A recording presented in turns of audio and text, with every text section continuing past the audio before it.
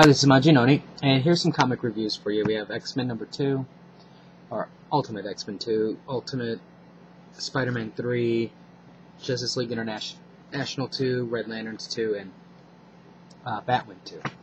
Let's start with Ultimate X-Men.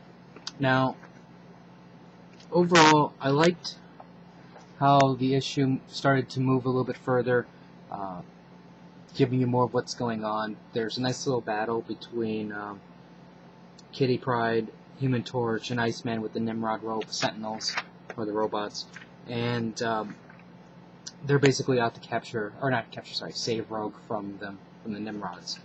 And I thought that part was, it's a decent fight. It's nothing to write home about, but it was decent. And overall, though, I don't really think that this issue really did enough for me to make me really jump aboard. You have that guy Stryker, who he looks like he's got some sentinel technology built into him, cyborg type thing, and he's basically has the vision of God as to where the superheroes are, and then he's capturing them. While that's going on, Rogue also has a vision from God, and God is telling Rogue where to go to meet up with Kitty Pryde and stuff.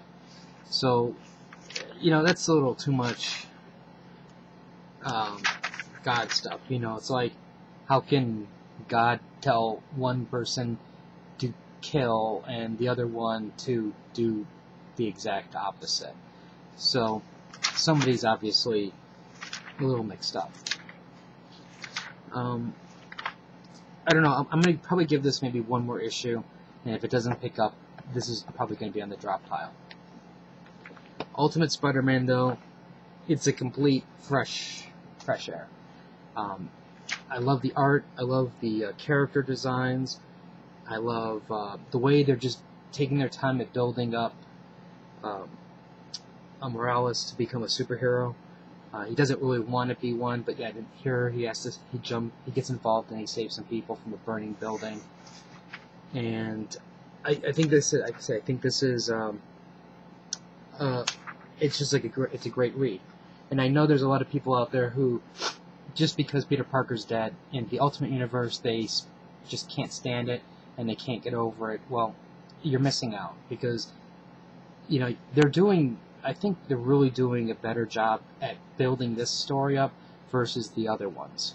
Because the other ones, pretty much they go, here's Peter Parker, he gets bit and he's already a superhero type thing. It's basically standard knowledge that that's what happened. And with this case, they're really, like I said, they're just taking their time with it.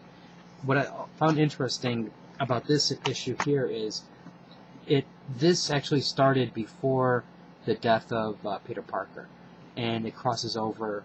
It starts to cross over in this issue. So I'm really curious to see how the events and the death is going to influence this book.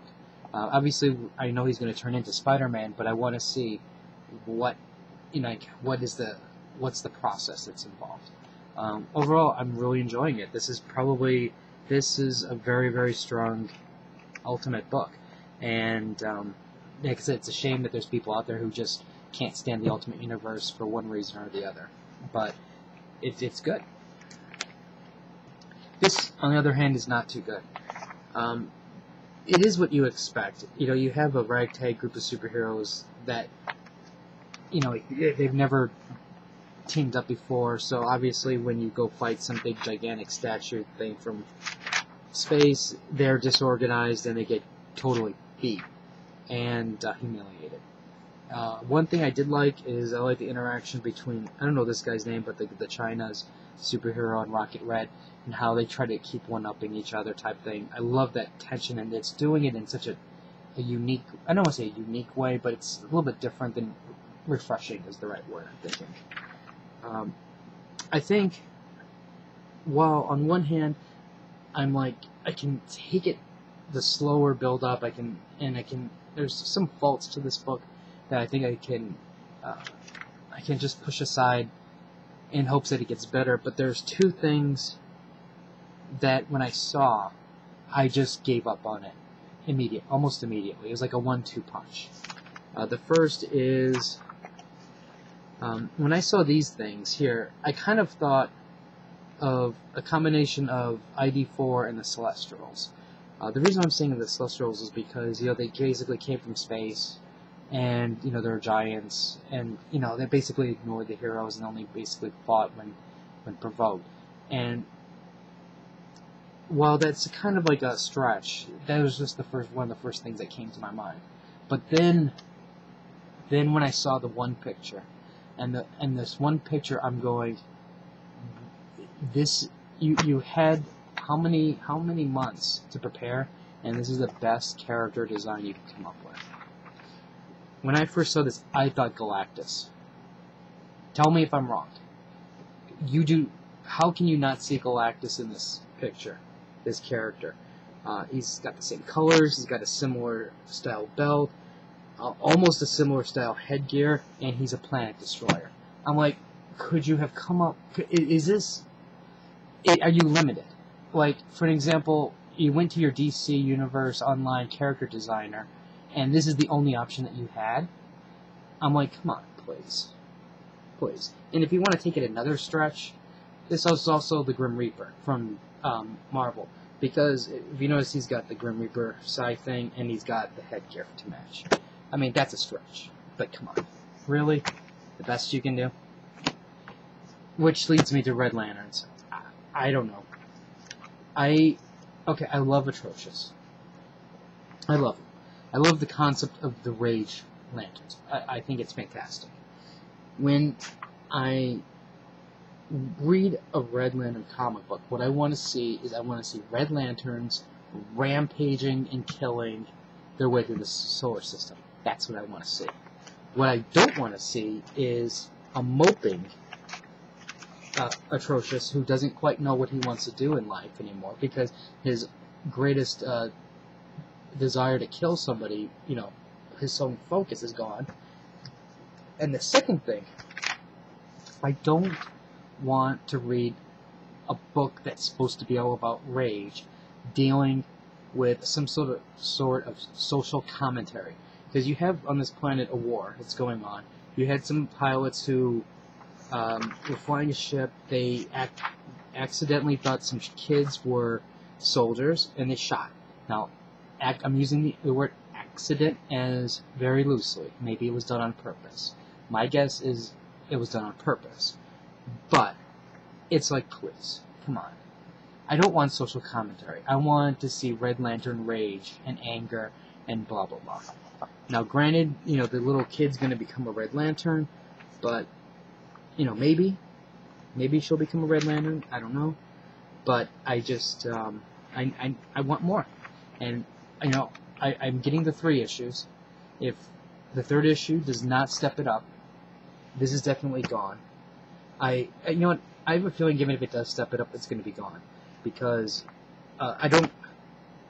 when I see this word on this cover, all I'm thinking of is this is a video game advertisement. Because I don't get my rage. I mean, it's here, but it's not like what I want. It's not what I expect. It's not what I paid, well, I guess I didn't really pay $2.99, but I'm not getting it. Let's talk about Batwing. This book was a low tier on my chopping block. I mean, I like part of the concept. I think that there were some good things about it, but I'm also thinking, my gosh, there's 52 titles, there's how many Marvel titles am I getting, there's Image, Dark Horse, whatever, my budget. And I was all ready to just toss this aside. But I curse Judd. I curse him with every fiber of my body for making this book so amazingly awesome. This is the most brutal Batman book I've ever seen in my life. And I know that the Batman purists out there are going to hate this book. And you know what? This isn't for you, because this is a Batman that kicks ass, and he does it in totally different ways.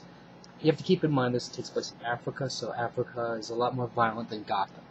And you have our Batwing getting stabbed through the chest with a machete. And he is left for dead.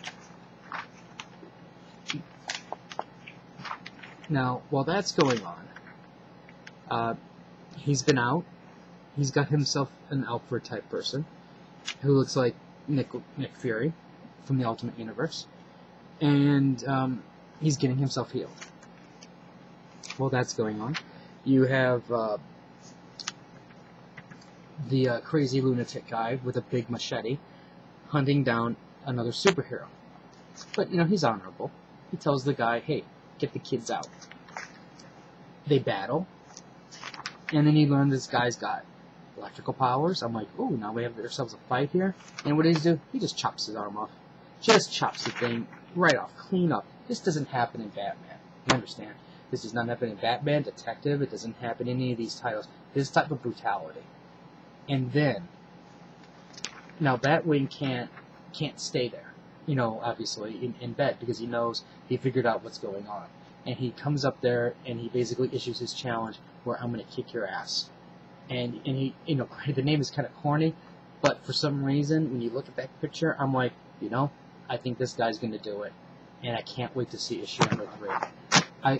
This book has now elevated itself back up to my pull list, because this issue is awesome. I don't know why. I can't, call me crazy, call me insane, but this is turning, for me, to be a hidden gem of the 52 relaunch.